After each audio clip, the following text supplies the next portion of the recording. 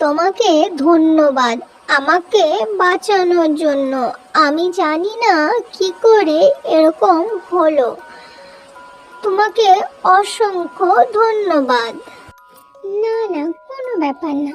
আমার সবাইকে সাহায্য করতে ভীষণ ভালো লাগে। আর আমি তোমাকে কি করে ফেলে রেখে যেতাম?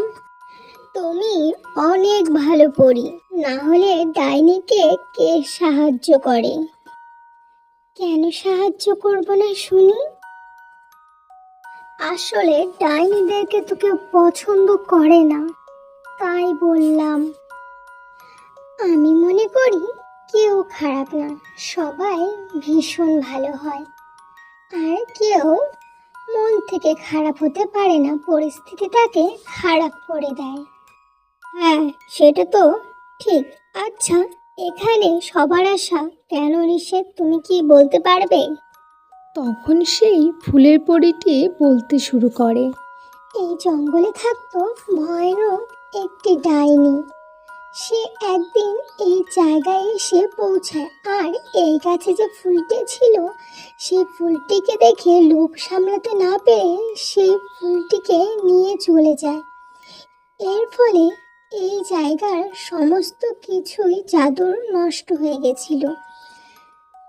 আর সে চলে যাওয়ার পরে সেখানকার রক্ষক সেখানে আসে, আর সে যখন দেখে সে জাদুই গাছে জাদুই ফুলটিও সেখানে নেই, সে ভীষণ রেগে যায় এবং বলতে থাকে, এখানে কোনো যদি ডাইনি এরপরে আসে আর এই গাছটিকে ছোঁয়ার চেষ্টা করে তাহলে পরে সে এখানেই শেষ হয়ে যায়। ও আচ্ছা, এই ব্যাপার। আচ্ছা, এই ফুলটাকে আমরা কি করে নিয়ে আসতে পারি, তুমি কি জানো? হ্যাঁ জানি তো, কেন জানবো না। আমি এখানে এতদিন ধরে আছি।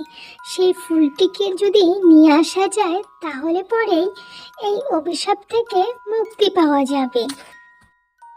এরপরে ডাইনি আর পরীর বন্ধুত্ব হয়ে যায়, আর এই ফুলটি আনার জন্য তারা হাত মেলায়।